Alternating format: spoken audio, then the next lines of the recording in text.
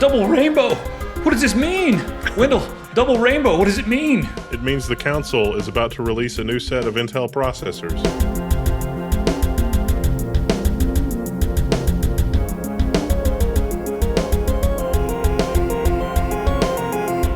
First off, I've been sent a number of strange things. We've got Mofugger malt liquor and there's a little crown on top that says suck it. This was sent to us from Agent Beard. And just like Agent Beard, this is a very, very mysterious bottle. There is absolutely no information, no alcohol content, no nutritional information, nothing. There's nothing on this bottle. How is this legal? How is this even legal? So I've got that. That was sent to us. We've got this pretty awesome NVIDIA GeForce GTX bottle opener that was sent to me from, actually, who sent this? Steve from Newegg. And, you know, Steve said he was going to send me a graphics card. So I want to thank Steve very much. I requested a Titan, and I got this. And I hope you think it's funny, man. I hope you're having a laugh right now. It's going to be my new coaster here. Let's see. They're laughing at how poor we are, getting our $3 a month from just a handful of subscribers. We're doing all right. We're doing well enough that we're going to be getting a, what are we getting? We're getting an editor. So we have an editor on his way here. He's put in his 2 weeks at his current job, and he'll be here very soon. So that's going to help a lot because the editor that we hired also knows how to do camera stuff and is also a gamer. So, yeah. Yay. Things are happening. We're almost legit, sort of. Almost legit. Hope we're never legit, man. That would be awful. So we've got actually some news to talk about as soon as I pour this thing. And then we'll get down. This looks pretty good for malt liquor, but man, I don't know. I'm scared of it. We'll let this thing calm down a minute here. This is the most precarious coaster ever. No, I don't feel safe with that. So, Steve, your graphics card cannot be used as a coaster. I was actually kind of excited when I got the graphics card because I was like, you know what? I've always had trouble with my fourth monitor. I'll just put that in my system and use it as the fourth monitor. And then I realized that it's a PCI card. So, yeah, not happening. So sad. Yeah, I've only got PCI Express. Anyway, let's get down to business and talk about all the fun stuff that's happening. And then we'll talk about all the sad stuff as well. So this is a Florida man that's actually not something, you know, crazy like, you know, Florida man eats child's head or whatever. This is Florida man carries around a cell phone jammer for a couple of years and doesn't get caught. He finally got caught, but he was at large for a couple of years. Jason R. Humphreys. He's a 60-year-old man in Tampa. And it's illegal to talk on the phone while you're driving. And it's, you know, of course, it's dangerous to talk on the phone while you're driving or text while you're driving. And so he decided that that wasn't enough. He still would drive around town and he would see people on their cell phones. And he'd be like, those bastards over there are going to get someone killed and it might be me and I'm not going to have it. So he picked up a cell phone jammer. Cell phone jammers are illegal. And what they do is they emit sort of the same frequencies that the towers are emitting. And it just completely jams out the signal. All the calls in the area are dropped. And they have a pretty wide range. But the problem with them is that they also block all emergency, you know, correspondences that may be happening over those frequencies. In fact, when the police finally pulled him over, as they were walking up to his car, they lost, you know, control of their communication devices, and they lost. I guess they were, you know, radioing back to base to, you know, find out some information on him. But yeah, 2 years the guy was driving around, and you know. Different cell phone companies were like, why the hell is our signal just dropping out on this entire stretch of the highway right here? And it's just a dude driving around with this stuff in his trunk. That's kind of hilarious. Driving around a Toyota Highlander. It is kind of funny. I mean, we kind of have to laugh at it. But really, you know, does AT&T employ an army of these people to do this all over the country? Because they sure do drop an awful lot of calls. It's a conspiracy. AT&T has people just driving around making you drop calls. Why would they do that? I can't think of any reason why. So that they don't have to upgrade their infrastructure. See, it's like, oh, see, it was the crazy bearded guy. It's total disinformation. Wait, I've got it. You're onto something here. They send those people around, and then in certain areas, they pull those people out and then tell everyone that they upgraded their infrastructure because it's much cheaper to keep a couple of those idiots on payroll than it is to actually upgrade the infrastructure. So you can create the illusion that the infrastructure is not there, remove them, and then magically it's like, hey, look, we upgraded. Yes, we're not actually being serious right now. We're tinfoil hat enough as it is. We're just joking. It's funny. Yeah. This is funny. Speaking of other fines being thrown around, the FAA is fining someone $10,000 for flying a drone, or they're trying to fine him, or they're looking into fining him $10,000 for flying a drone to, you know, record the tornado disaster damage. This is one of those examples of the rule of man, not the rule of law. But the only reason we mention it is because there was a federal case already where somebody was flying a drone for commercial purposes. And the judge said, no, the FAA cannot regulate this. It's totally fine if somebody wants to fly a drone for commercial purposes. In that case, it was, I think, real estate photography. And so here we have, and again, the guy's flying into a tornado to get tornado coverage for a news station, and the FAA is threatening to fine him. And it's like, we already went through a court case. This is not, it's not legit for you to do this.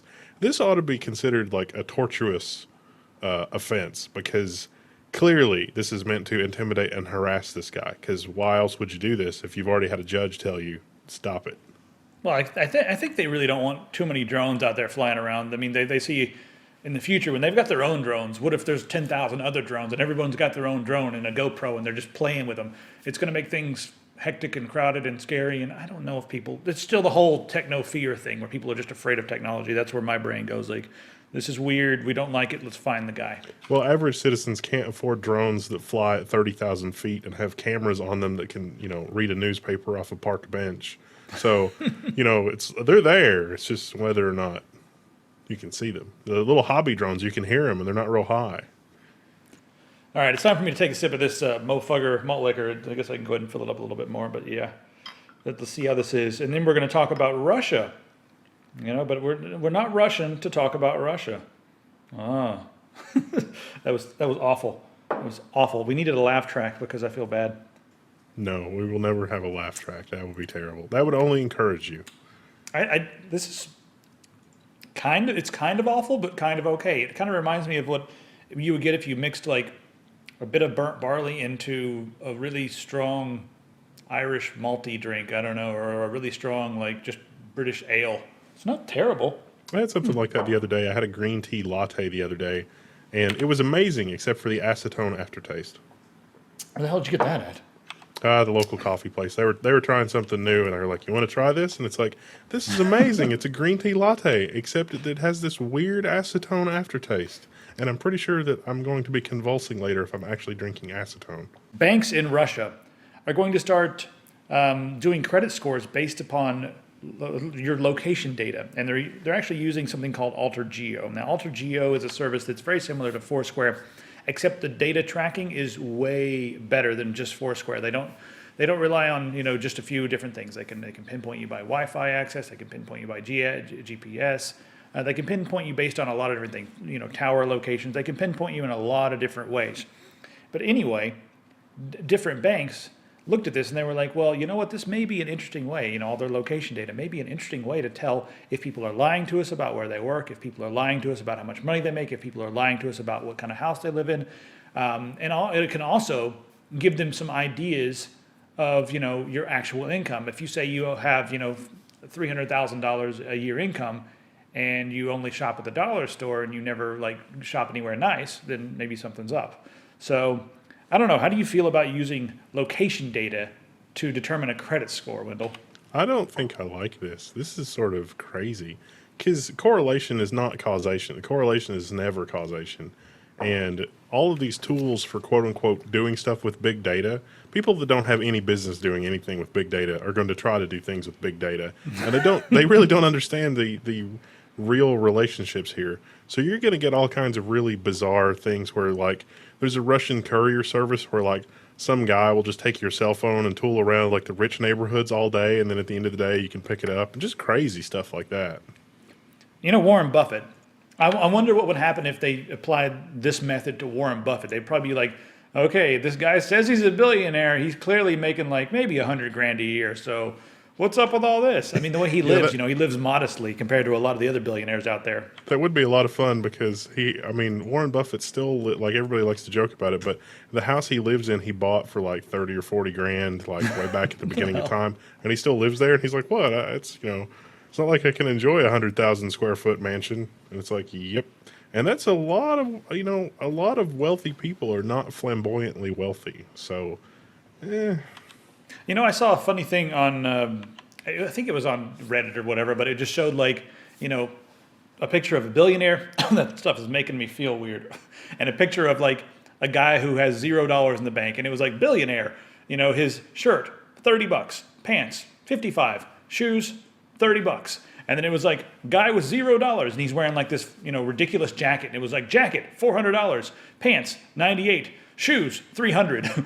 And I was like, hey, that makes some sense there. I mean, because I've seen it when I lived in Miami. I was like, wow, all these broke people are wearing like $3,000 of stuff and a gold chain to boot all around town. But yeah, never understood the designer clothes thing. I mean, I don't understand the designer clothes thing. I just never have. I could maybe see having a tailor, maybe, but a tailor is not going to tailor all of your clothes unless you're just crazy. But like having a few really nice pieces of clothes that are like form fitting for you, I could see that. And if you buy normal clothes and not designer stuff, you could actually save up and afford that, and that really wouldn't be a big deal. that's actually what we did when we were in New York, and I think Kane might have done this as well. But we discovered that if you go into Chinatown, a lot of the people in Chinatown, they're just not. There's some really good tailors there, and they're not the first thing that one thinks of when they're like, hey, I need a suit or I need a jacket. But we went into Chinatown and we'd like, hey, I want this exact suit jacket and I want a pair of pants to match. And they're like, okay, well, I'll make you 2 suits for half the price of 3 suits, or 2 suits for half the price you would pay for 1 suit elsewhere. So we'd end up getting 2 or 3 suits for the same price you'd pay for a real suit somewhere else, and it was like made just for you. Makes a lot of sense to me. I had a suit. I had a special thing that I had to do, and it was kind of a big deal. And a friend of mine was like, I know a guy. And so that happened, and I got a suit like that. And it is the most amazing thing ever, and I really like it. So, Yeah.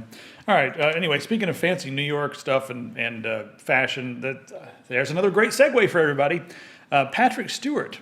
Right now, he's been playing around on Broadway with there he is with Ian, hanging out and drinking his beers. I love that picture. I think I tweeted this. It's freaking cool to see Patrick Stewart having a little bit of fun in his latter years, But anyway, he's going to be starring in a brand new Starz comedy where he's going to play an alcoholic genius news anchor. He's going to be British in the comedy, but he's going to be fighting in America's corner. He's going to be like, quote unquote, the news anchor that America needs or whatever, but he's clearly British and he's clearly alcoholic and he's a genius. And one of the producers is Seth MacFarlane. And it's being worked on by some of the guys who created the HBO series Bored to Death. And I think it's really cool to see Patrick Stewart doing something like this. And of course, it ties into this show because Star Trek, and that's nerdy. And Patrick Stewart is if you're a nerd, you probably like Patrick Stewart. I think I've done a good job tying it in, but it interests me, so therefore I'm going to talk about it.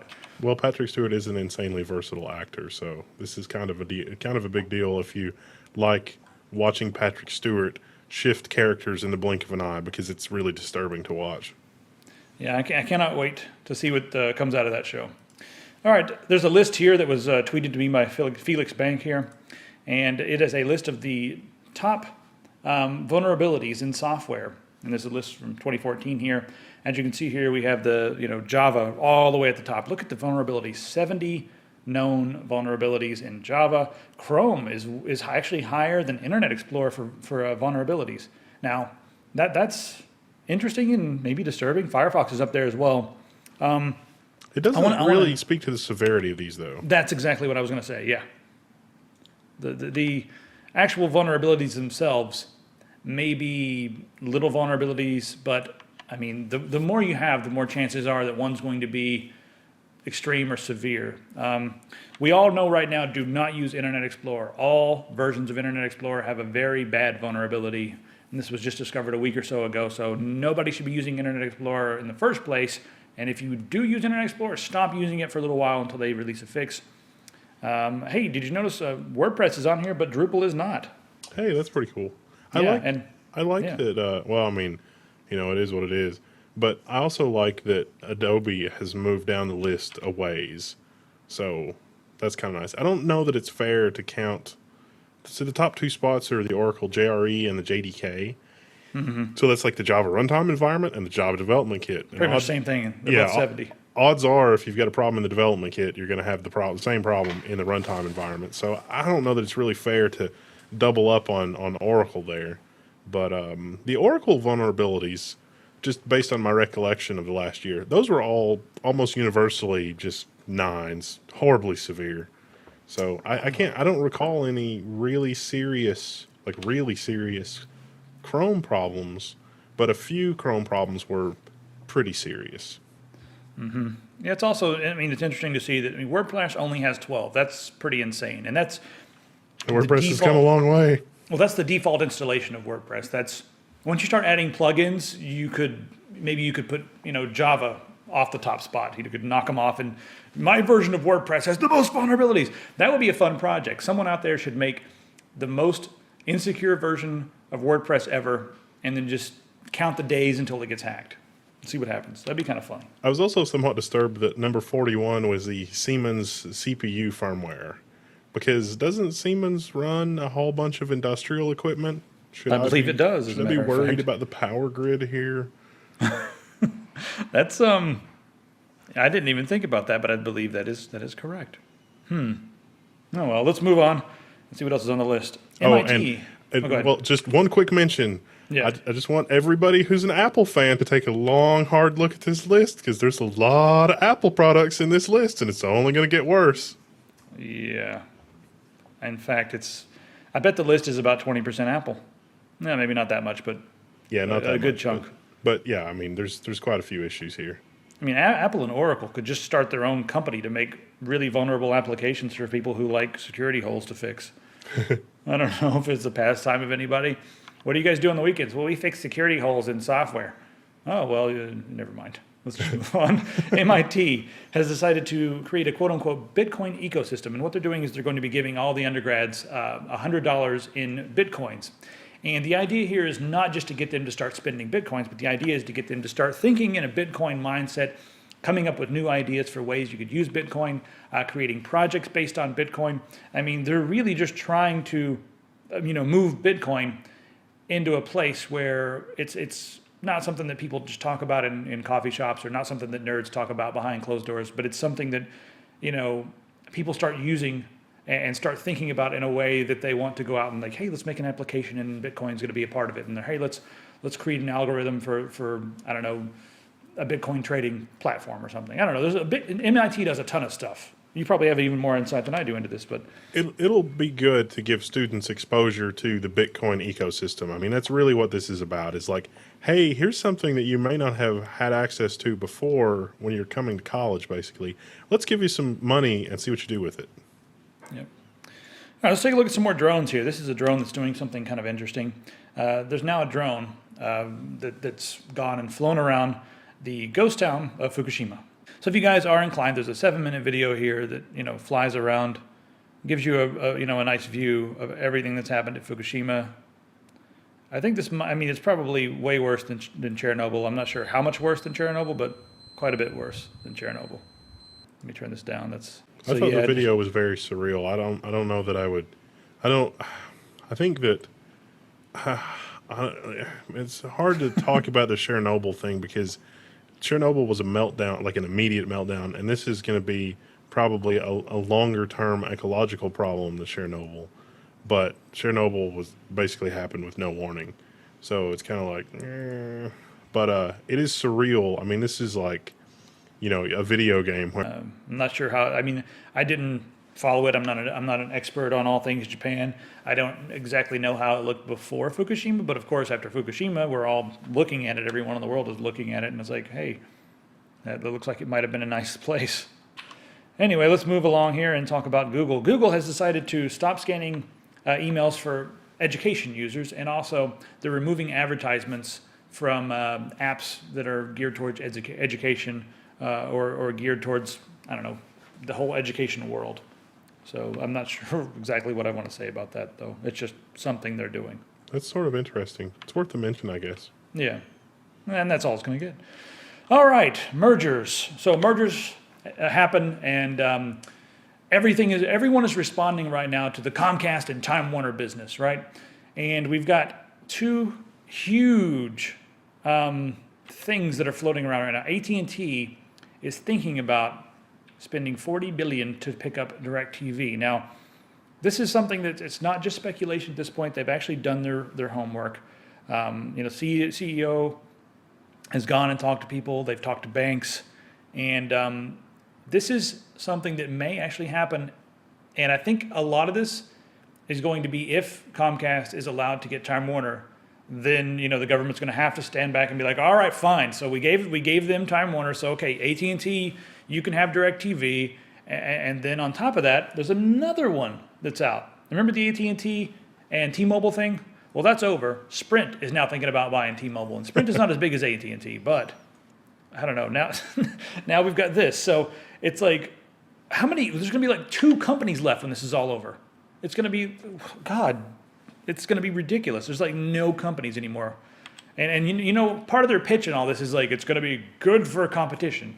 So whatever they always say exactly what the opposite of what it's really going to be. That was a convoluted sentence, but yeah. How crazy is it? I mean, just think about this for a second. We've got AT&T, which is the largest wired, like if you count number of wires, is the largest wired infrastructure company in America. Now, granted, most of those wires are from the 1960s, and they've done jack all to replace those. But how messed up is it that we have a company who has been trying to offer television and other services over their crap copper infrastructure, basically throwing in the towel and being like, you know what? Our crap copper infrastructure sucks for delivering television. We need to deliver it via satellite because we're not upgrading these wires, damn it. We're not going to upgrade any of our infrastructure. We need to deliver television via satellite and just do like whatever else over the copper infrastructure if we don't eliminate the copper infrastructure completely and have everybody move to like 4G internet. That's exactly what's going to happen. Here's what I think AT&T wants. They want to move all TV to, of course, the satellite. DirecTV has something like 39 million subscribers. That is huge. That's like bigger than Comcast. Maybe someone will correct me if I'm wrong, but I think that may be bigger than Comcast. It's not bigger than Comcast and Time Warner would be. AT&T would be able to totally forget about upgrading all their lines. They've been fighting like crazy to get rid of the regulation that says that you have to have a line run to the home. What they want to do is they want to convince the FCC that all they need to do is put a little antenna on your house, a little 4G antenna, and that will take care of internet and also take care of your phone and all that sort of thing. But there's going to be crazy bandwidth caps. So they want to become a mobile and a satellite company, and that's it. I guarantee you that's what they're thinking with this, because that is going to maximize their profits. All of the infrastructure needs are going to come, it's just going to come way down. They'll be like, we don't need any infrastructure. We just need a few towers here and there and a couple satellites out in outer space, and then profit all day long. And what's interesting here is, like you said, they haven't upgraded their infrastructure in years and years and years and years and years and years and years. And what they want to do with all the money that they've been building up in the bank is buy another company. God, this is awful. I've just worked myself up. It's terrible. Well, AT&T's problems are deeper than that. Having dealt with AT&T in terms of internal infrastructure and their networking teams and things like that, basically AT&T, the company, and all of this wired infrastructure and the parts of the infrastructure that are not completely terrible was basically built by the previous generation. The people that knew what they were doing did this amazing job rolling out this thing, because now the current generation is basically on average completely incompetent. And so what's happened is the people that knew what they were doing and deployed this thing set it up, and they set it up brilliantly, and it was so good they were fired. And the idiot monkey executives that replaced them have been able to keep everything running, but now the system is so complicated nobody really understands it. So everything from billing to infrastructure is like this huge complex alien machine that nobody really understands how it works. And so nobody can really fill orders correctly, and nobody can really manage local infrastructure correctly, because literally nobody understands how it works anymore, because it was built by the previous generation that actually had their heads screwed on correctly. But all those people have been fired and downsized and things because they actually earned an honest living. And so now it's like, no, we only want people that have a very low level of education, or that don't know what's going on, or that will work for $7 an hour. And those are the people that are by and large doing things. And there's no corporate structure or incentive structure or anything that encourages, like the buildup of proper infrastructure, and that actually encourages delivering local solutions, or solutions that fit the community, or solutions that are good for the people. Everything is about how much money can I make tomorrow. And so it's just like we have crumbling bridges. This is the equivalent. I mean, AT&T has this, huge elaborate cathedral that's built, just beautiful stained glass windows, just absolutely amazing. But it's falling into disrepair because literally nobody knows how to deal with it. I want someone to make a soundbite of that. That is exactly everything that people need to know about what's going on with AT&T and companies like AT&T.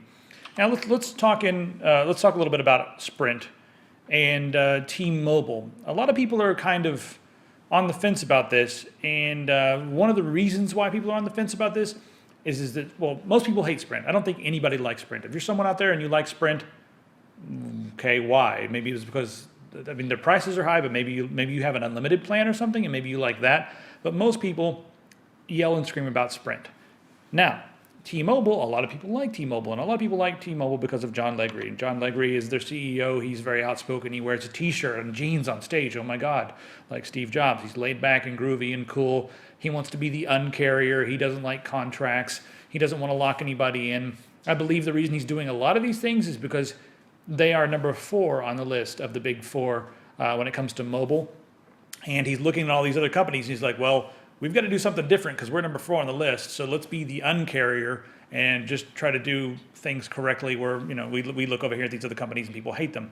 Now, the reason I'm bringing him up is because he has been mentioned as the potential CEO of the 2 companies when they merge. So I'm not sure what name it'll take on. I would imagine Sprint. Sprint is a bigger, stronger name, and it's been around for longer than T-Mobile. So I'm imagining they would continue the name Sprint and get rid of the name T-Mobile unless they wanted to do T-Sprint.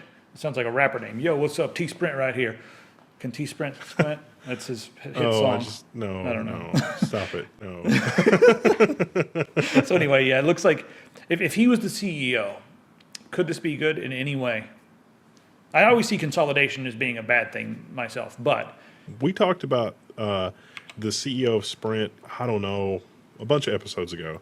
And one of he made some, there were so many good things that he did, but he made a few mistakes. And the biggest mistake that he made, I think, at Sprint was betting the farm on iPhone. He went to Apple with just station wagons and station wagons of cash.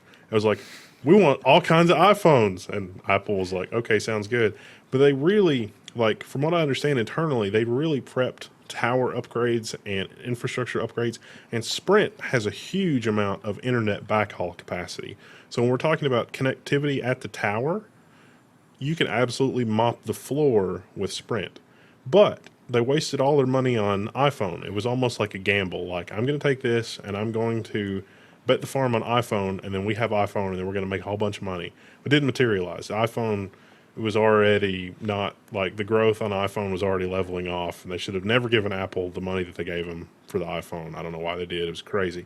But had they actually spent that on their infrastructure, they would be in good shape. So now we've got T-Mobile rolling out next-gen towers, but T-Mobile doesn't really have a good backhaul situation, and Sprint and T-Mobile don't really have good overlap on their frequencies, and their 4th-generation stuff is not really compatible, and their 3rd-generation stuff is even more incompatible than that.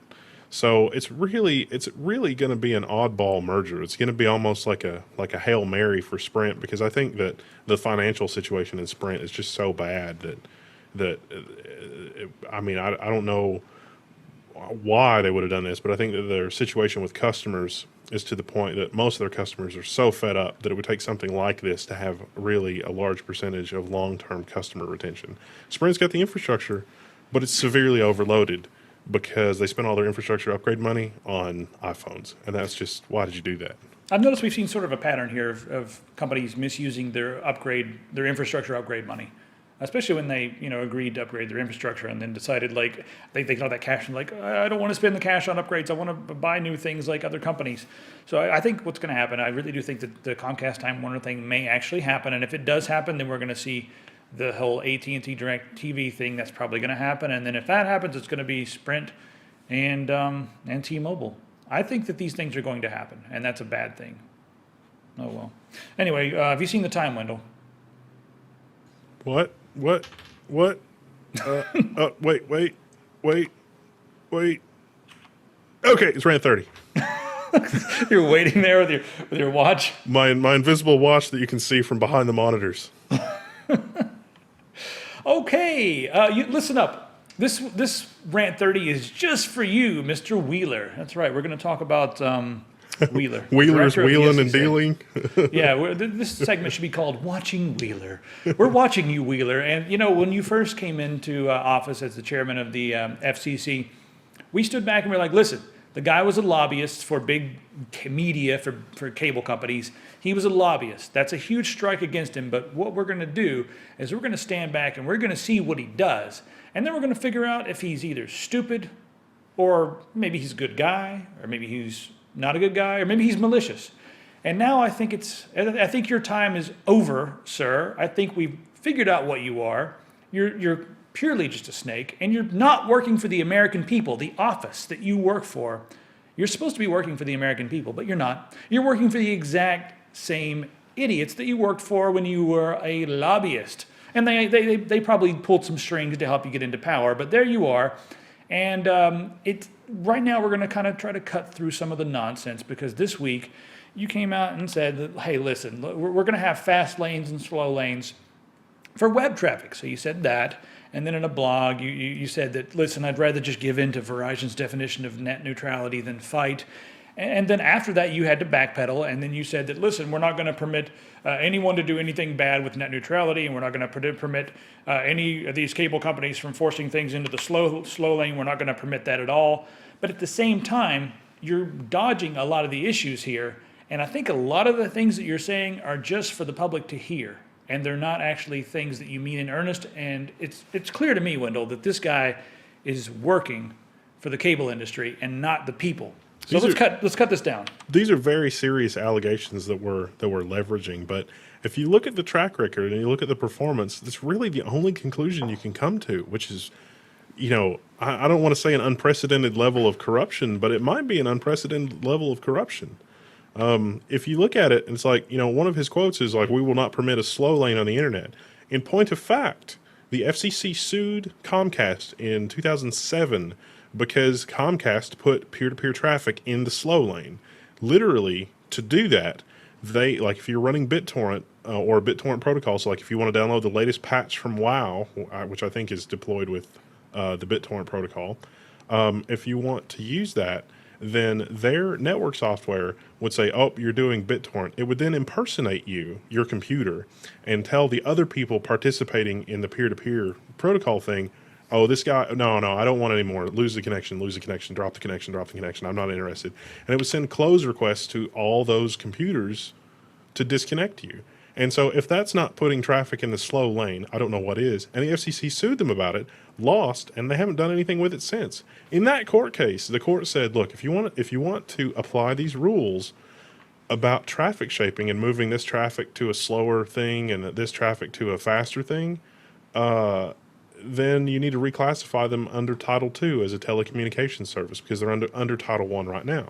But And that was the first time. That was the first time that the court told him to reclassify these things as Title II. And you know something? In all of his speeches, he always says, you know, if you guys don't behave, we're going to reclassify you as Title II. Well, then why the hell not just do it right now? Why not do it right now? You know that's what the American people need. You know that that's what is going to be the best for the future of the internet as, you know, an open and free service. But you know how much work you won't do it. You won't do it. If you look at this historically, you know how much work it was? Now, ISPs from the beginning of time until 2002 were Title II, just like we're saying that they need to be reclassified as. In 2002, you know how much work it was to reclassify them as Title I? No, it took about 30 minutes and some paperwork. Yes, that is exactly right. It was nothing. Pretty much nothing. So why don't we reclassify them back to Title II? Look, it's like, okay, we'll make you Title I. Let's see if you guys can play fair. 2001 to 2007, it took about 5 years before they started doing some really serious shenanigans, thanks Comcast. You know, here we are. Verizon was number 2. The second court case, Verizon was like, we don't want to play with this. The FCC said, all right, we'll come up with some rules, just like when they lost the court case with Comcast.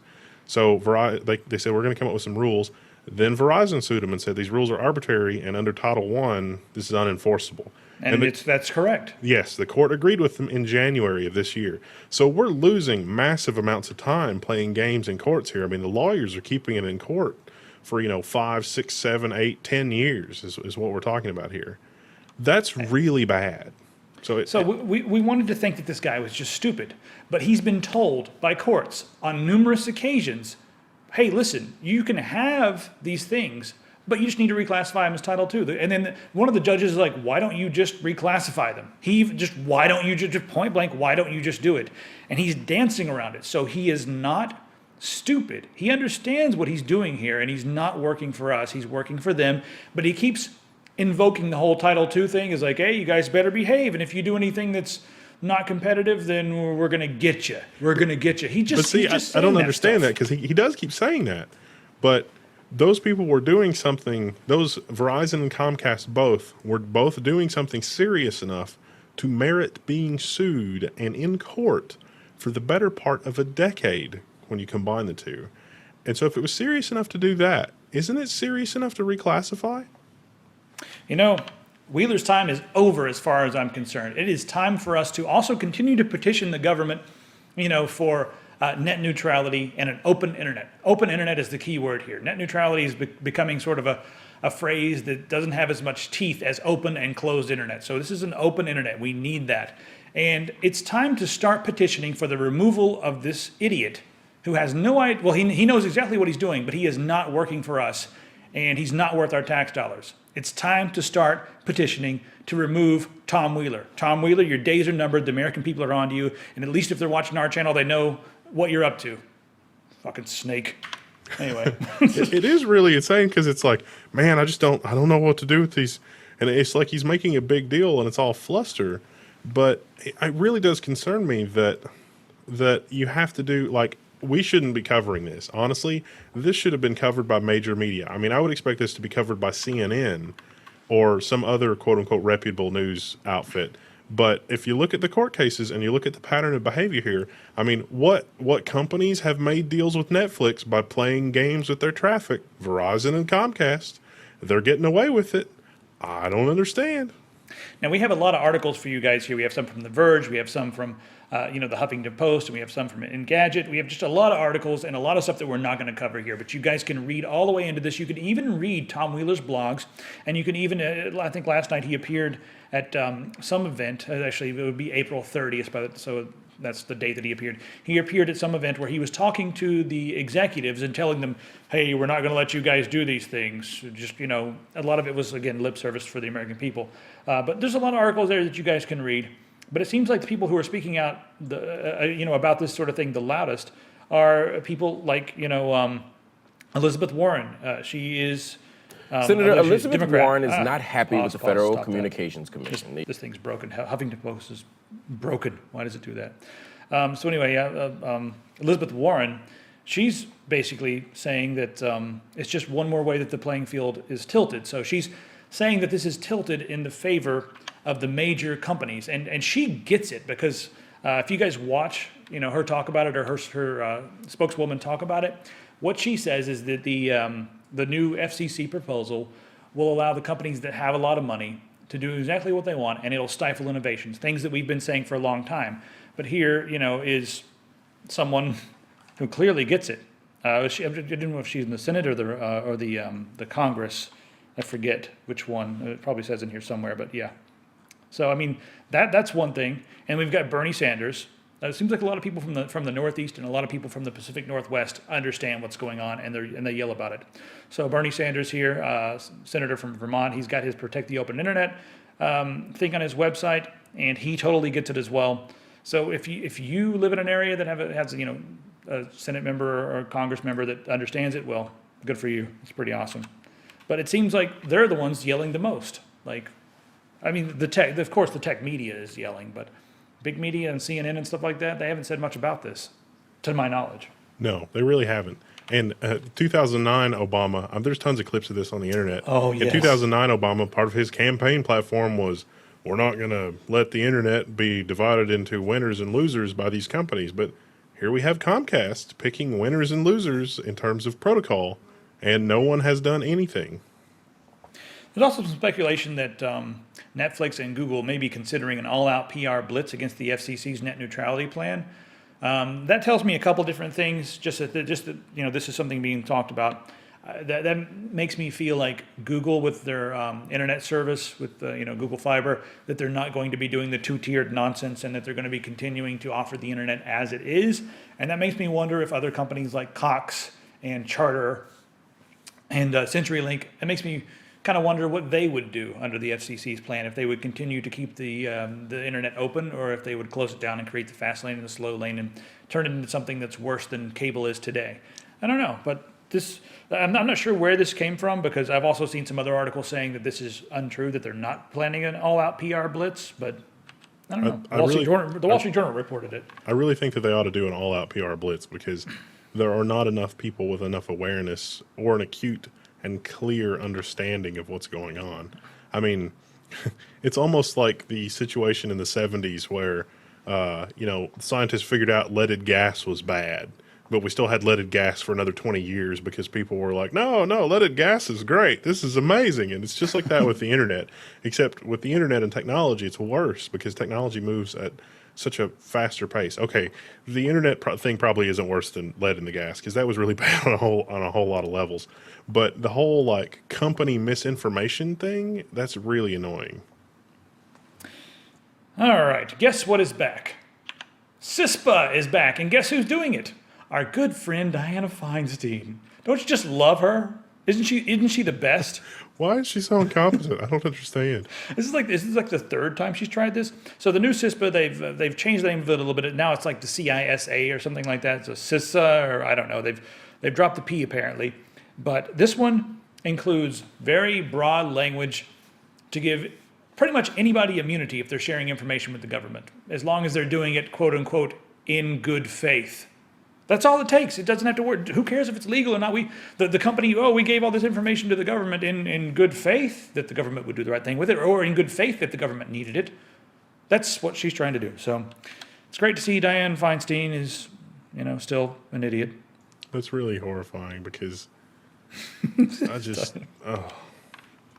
We're going to have to run for office. I'm sorry. It's going to happen one of these days, because we can only talk about these things so much before we have to go up there with a hammer and just start breaking walls down and stuff. I don't know. Yeah. I think that's where I'm going to end right here. I'm not going to really get into it that much. You guys can read the article if you want, but just know that this is on the table right now. It's being shown around. No one has seen the true 39-page draft, but she does have another draft. Dianna Feinstein, who are you working for? Or for whom are you working for? Who is it? I don't know. For whom do you work? Yes, for whom do you work? I want to say who. Because it's not the American people, because, again, if you build the database, it will be abused. And it will be abused in egregious and horrific ways. So don't build the database. Oh, wait a minute. There's a copy of this on here. I didn't see this. Did they add this since the last time I've opened this page? Yeah, it looks like a copy of the draft. Oh, this is great. Now I've got some reading material, and if you guys want some reading material, you guys can check it out as well. In the second video, we're going to be a lot more lighthearted. We've got some robots to talk about. We've got some flying cars to talk about. We've got some crazy new motherboards. There's a lot of new stuff coming out. And there's also some really interesting scientific developments. So please stay tuned for part 2. In fact, you should stay tuned for part 2. Also, thanks to our tech support members, you guys have made it possible for us to grow. We are going, to be traveling a lot. We're going to be giving away some amazing things, and we're going to be doing some amazing events. But first off, we finally have reached the point with our tech support dollars that I feel confident enough to hire someone to work pretty much full time. It'll be like 4 or 5 days a week, but they're going to be here doing camera work and also doing editing. And that's going to remove a lot of the stress and allow me to create better videos. That's what it's all about. When I'm doing all the other stuff and all the minutia, sometimes I don't have time to properly outline and prepare myself for the video. So I want to say thanks to the tech support people. You guys are making life a lot better, and hopefully you guys, hopefully this stuff will make the site a lot better. But you guys will be the judge and make the videos better. But again, you guys are always the judge.